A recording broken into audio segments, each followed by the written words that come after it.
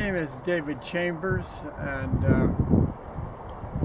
I'm situated at the Auld Kirk Historic Site in Bradford West Gwillimbury.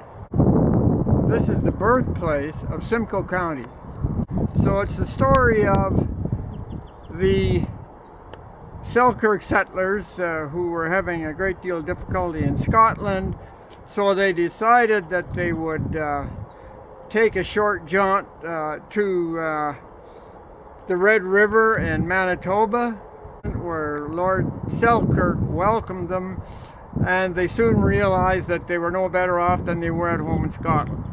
So they packed up their canoes and they made a short 1,000-mile trip on through the Great Lakes to Lake Simcoe, and they arrived at Holland Landing in about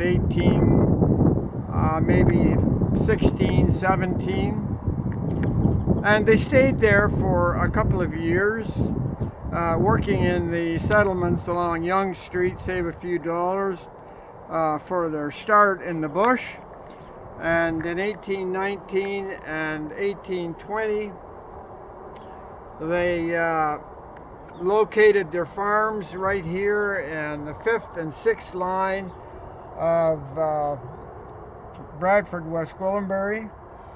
And by 1822, John Ferris donated a bit of property, which we're standing on now, for a cemetery. A cemetery was a very high priority, sobering thought. And by 1823, they had built a log cabin to serve as a church and a school, which they used until about 1827, when they moved the log building down the 6th line to serve as SS number 3 school. And at that point, a frame church was built, which served the needs of the church people until the present structure here. Brick structure was built in 1869.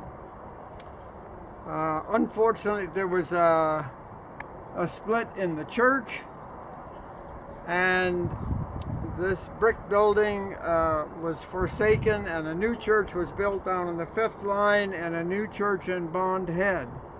So this brick church was only served for about 2 or 3 years, and it was closed up, and it's been preserved ever since.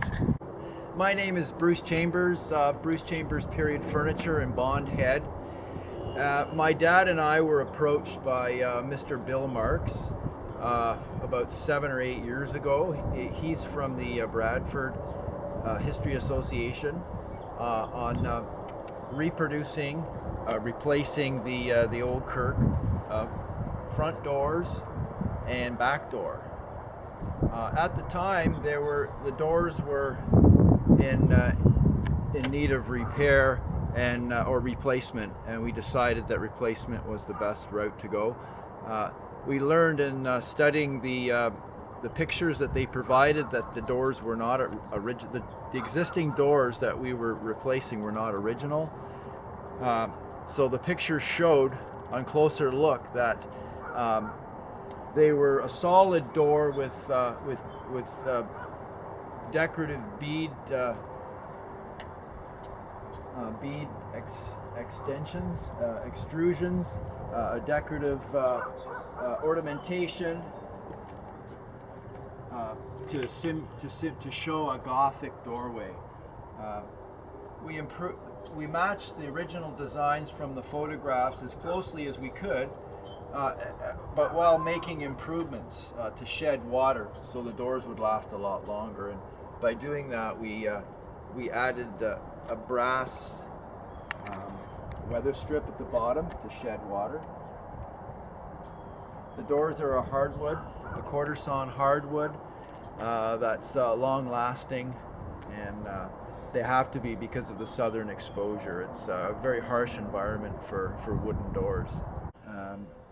Originally, the windows were open, and in the they were opened without shutters And in the 1920s, they put shutters on the windows, and for many years those shutters were closed, so that protected the windows from vandals and deterioration from weather. The biggest job in the whole window restoration was removing them from the frames without damaging, and we managed to do that, taking a meticulous time to do that. The windows were reinstalled, and the association thought that it would be important to have window storms installed because it's going to be heated, and then designed a suitable storm, a two-piece storm. One, the top is fixed and the lower is removable for a screen. And as you can see, they really show off the workmanship of the church windows.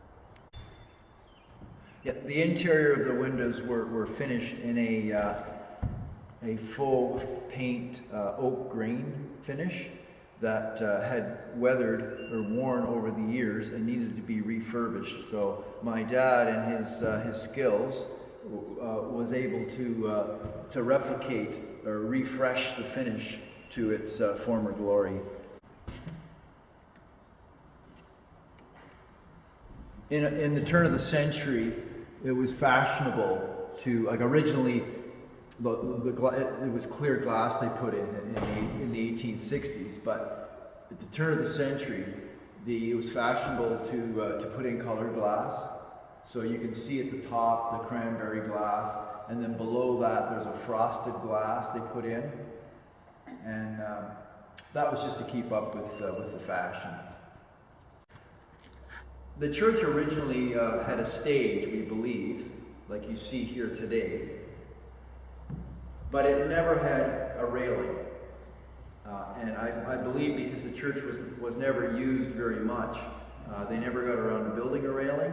And now that the Bradford History Association would like to use this church more, they felt it was important to have a railing suitable for safety, and also designed in keeping with the period of the church. Found the design in a local building about the same period as the church. So it's an authentic design. All the posts are hand turned, and just like they would have been in the 1860s. But the stage itself needed to be completely restored or remade solid so that we could fasten the posts to the underneath side of the stage.